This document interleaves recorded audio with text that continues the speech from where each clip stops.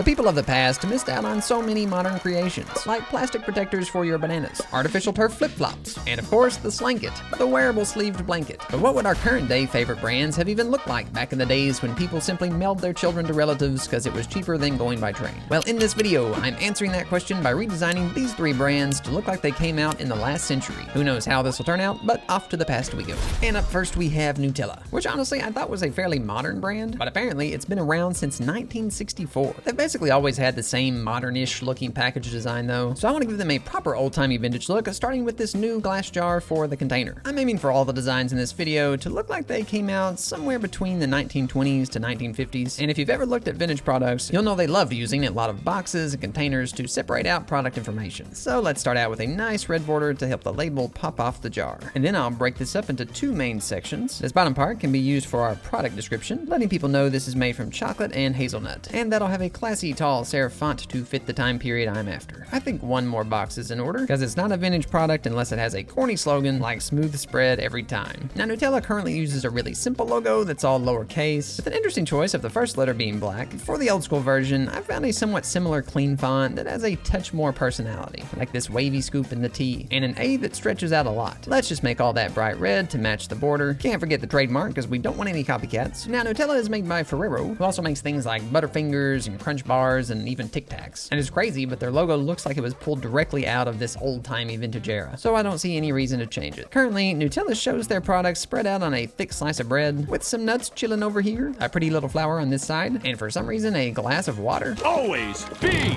hydrating! Of course, this feels way too complex and scattered for an early 1900s brand, so I'm thinking we just focus entirely on the actual spread. So I've got this chocolate swirl thing here, which looks more or less like Nutella, and I just kind of like this to take up the whole bottom of the box, like it's an endless lake of this stuff. Now back in those days, trying to print hundreds of colors like you see in all these smooth gradients here would simply bankrupt our brand, so let's use a filter to cut down the number of colors to something in the single digits, which ends up giving us this really cool illustrated style that was very common back in the day. Some of these shines look a little bit busy to me though, so I'll just paint over them in the original image to remove the distracting parts, and the filter will blend all that together and clean it up. Now how about a deep brown cutting through the bottom, kind of like this label is a window we're peeking into, and the side of this Nutella wave is pressed up against the glass. I actually do like the idea of having some hazelnuts on here, so maybe I can just have them floating around in the spread, showing them at different angles so it's easy to tell which kind of nuts they are. Then apply that same color reduction filter to match the rest of the illustration. So this is basically our final design, as it might have appeared brand new back in the day, but I think a lot of the fun of making these vintage products is to make them actually look as old as we're saying they are. So if we want this to look, say, 80 years old, we're gonna need some grungy stains on the paper, maybe a layer of fine splatter to fade out the print quality, then one of my favorite textures, the good old surface wear, which makes our label look like it's been realistically worn away and scuffed up over time. And of course we'll need to roughen up these edges with a really cool frayed paper texture. Just get rid of the black with the blend mode, and then for a super authentic look, I'll paint away a little bit of this edge to match up with the rips in that texture. Now in case you were wondering, all of these textures came from my brand new texture pack called the Texture Toolkit. I've worked on it for months, and it has over 750 of my absolute favorite textures on here, like realistic surface effects like dust and fingerprints, heavy corrosion with rust and grunge, deep erosion with cracks, chips, and stains, and of course amazing paper textures like I've used here. Textures even have multiple variations, so I've been able to use a different worn edge for each side of this label so it doesn't look copied and pasted. And let's say if I want to add some scratches to the lid here. Each section in the pack has different strengths of textures, from really subtle up here at the top, all the way to extremely heavy down at the bottom, which lets me choose the perfect one for my situation. The price will go up over time as I add more textures to it, but if you get the pack right now, you'll get all future textures for free for life. I'll leave a link down below if you want to grab it. And with that, we've got our final result and a look into what it might have been like if earlier generations were blessed with the sweet goodness that is Nutella. And up next is Beyond Burger, the plant product made to look as much as possible like meat for people who don't like to eat meat, and it's now even meatier. But real quick, let me tell you about Framer, the sponsor of today's video. The thing I love the most about Framer is that it's just a standard design tool, akin to something like Figma, but for real live websites. Like if I want to make a section here to showcase a video, I can just make it whatever size I want, upload my video, and there it is just like that. Why not add another section down here with a couple more frames, horizontally align them, throw in some content, and now I've got a brand new custom design section just the way I wanted it. Of course, Framer has tons of templates to help you get started, but being able to make anything you want from scratch is just an amazing experience. Even making interactive elements is easy. Like this little button I've turned into a component, which I can add a hover state to, in which a little pill fills the entire background, turning the arrow black. I can set the transition properties between those states, and if I press this little button up here, I can preview what my entire site will look like when it's live, including my cool little button animation. But of course, websites need to work at different sizes, and Framer has the coolest way of dealing with this. I can just add breakpoints for different screen sizes and individually adjust what the elements should look like at each size. And of course, everything is linked together, so if I change something in my main layout, those changes will get copied to the other breakpoints. Now they've also got some really cool built-in elements like this little ticker here, so I can easily make an infinite slideshow showcasing some of the textures in the texture pack this page is promoting. Or if I wanted to have an image animated as I scroll, that's super easy to do too. Of course, Framer makes it simple to do things like site navigation, creating custom forms so people can email you, and practically anything else you'd need for a website. And the best part is you can sign up for free. So check out my link down below and use the promo code BrandonShip to get 25% off your plan when you're ready to launch. Thanks to Framer for sponsoring this video. Now this type of thing right here is definitely something you would not see back in the days of old. But to be fair, most grocery stores didn't even carry fresh meat until like the 20s or 30s. You just had to go to the butcher or get it yourself. What should we shoot?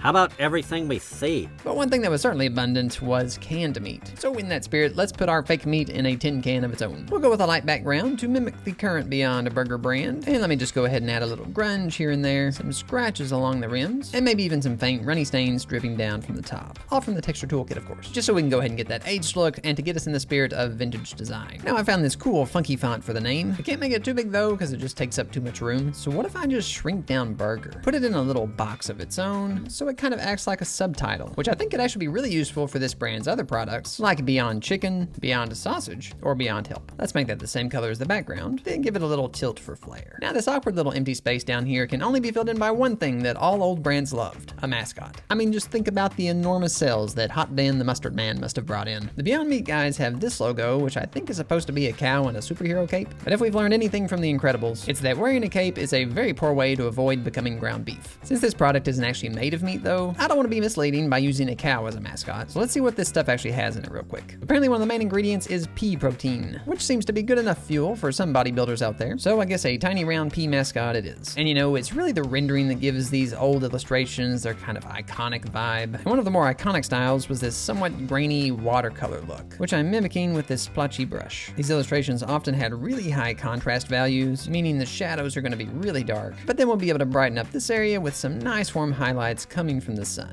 Maybe I'll even get in a few specular highlights bouncing off the skin. Now it wouldn't be a mascot without a face, especially some large friendly pupils with a little bounce light on the bottom, a small highlight up in the corner, and then a line around the top to help give the appearance of small eyelashes. Next comes a big happy smile. Guys, he's completely unaware his deceased brethren have been violently squished and jam-packed into the tin he's sitting on. Little extra color on the cheeks for cheerfulness, and we can't forget the tongue. Now I feel like our little green friend needs a place to live, just a small plot of land to call his own. A few rough lines is all we need to make this look like dirt, but a couple of tiny rocks can't hurt either. A big old soft shadow will help connect him to the ground and tie him into the scene as a whole. I'm gonna make some kind of attempt at drawing something that even vaguely resembles grass, maybe a few outlines to give some indications of individual blades, and a nice majestic blue sky standing behind him with a little fog in the distance. I tried to keep that background pretty subtle so we didn't distract too much from the main character, but you know, it does occur to me that the pea represents the plant part of this product pretty well. But Beyond Burger is still definitely trying to remind you of meat, specifically cows in this instance. So what if we turned our pea into a good old-fashioned rancher by giving him a nice cowboy hat, surely made from 100% genuine cowhide leather? But he's not raising cows, oh no. He's out there growing and wrangling the vast herds of peas it takes to produce a product like this. To finish off our illustration, I'll add some bounce light from the ground and some blue ambient light being cast from the sky above across all these dark, shadowy spots. Now, the original package had a lot of text, but really the only important part here is showing people that these are made from plants. So how about a simple slogan over here that says, "Made from peas, tastes like beef," which to be fair is probably quite the exaggeration. I was thinking about sticking a simple line in here as a nice divider, but I think a more fun approach would be to separate them by a spindly pea vine. Not only will it tie in well with our mascot, but it gently wraps around the word peas, giving it a really strong visual tie-in with the whole plant identity of the product. So if people in the early 1900s wanted to eat pea meat, then I imagine they'd find a little tin can just like this sitting on a shelf in their local store.